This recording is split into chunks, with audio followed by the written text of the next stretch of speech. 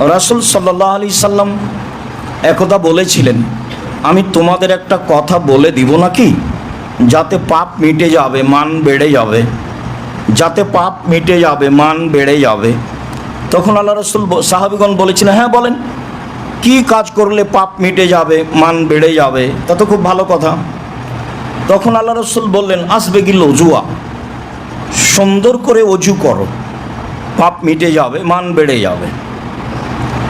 তারপরে তিনি বললেন, ওয়াকাসরাতুল খোতা, বেশি বেশি পায়ে হেঁটে মসজিদে যাও, তাহলে পাপ মিটে যাবে, মান বেড়ে যাবে। ওয়াইন্দাজরু সালাত বাদা সালাত, আর সালাতের পরে সালাতের অপেক্ষা করো, একবার পড়ে এসেছো আবার যেতে হবে, সেটা মাথায় রাখো, তাহলে পাপ মিটে যাবে, মান বেড়ে যাবে। একাধিক দিন বলেছি, আরও একটু। রাসূল সাল্লাল্লাহু আলাইহি ওয়াসাল্লামকে আল্লাহর নবী বললেন, আল্লাহ তাআলা বললেন, মোহাম্মদ বলতে পারেন কি উপরে কি নিয়ে হইচই হচ্ছে? হ্যাঁ বলতে পারি। আদম সন্তানের পাপ কিভাবে মিটে যাবে সে নিয়ে হইচই হচ্ছে, সে নিয়ে ফেরেশতাগণ বলা বলি করছেন।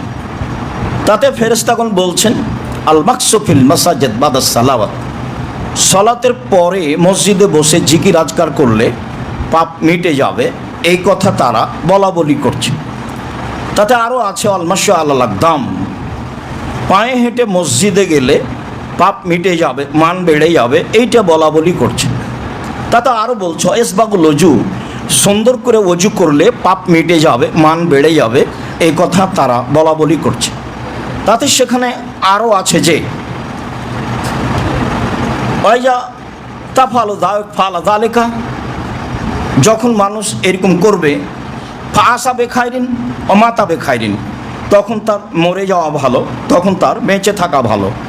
এমন কাজ করার পরে লোকটির মরে যাওয়া ভালো, বেঁচে থাকা ভালো, মরে যাওয়া ভালো, বেঁচে থাকা ভালো।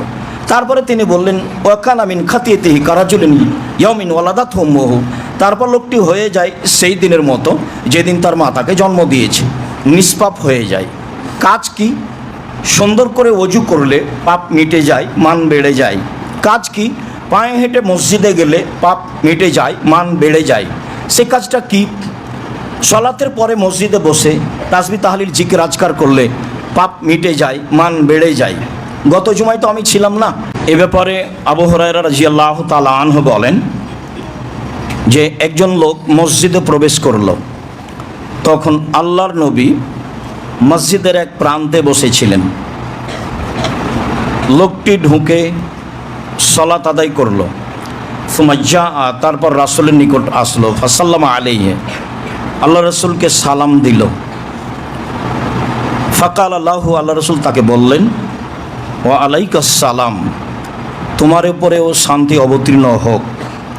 তারপর আল্লাহ রসুল বললেন, সাল্লি ফাইন্নাকা লাম তুসাল্লি, তুমি সালাত আদায় করো, তুমি সালাত আদায় করোনি। ইরজে, ফিরে যাও, সাল্লি, তুমি সালাত আদায় করো, ফাইন্নাকা লাম তুসাল্লি, তুমি সালাত আদায় করোনি। ফারাজা ফাসাল্লা, লোকটি ফিরে গেল, আবার সালাত আদায় করলো। ফাসাল্লামা আলাইহি, রাসূলকে সালাম দিল। আল্লাহ রসুল বললেন, ইরজে, ফিরে যাও, ওয়াসাল্লি, সালাত আদায় করো, ফাইন্নাকা লাম তুসাল্লি, তুমি সালাত আদায় করোনি।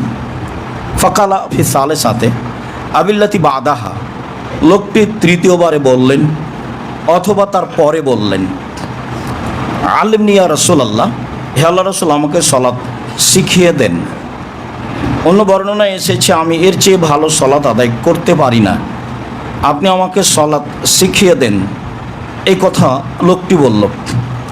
তখন রাসূল সাল্লাল্লাহু আলাইহি সাল্লাম বলা আরম্ভ করলেন।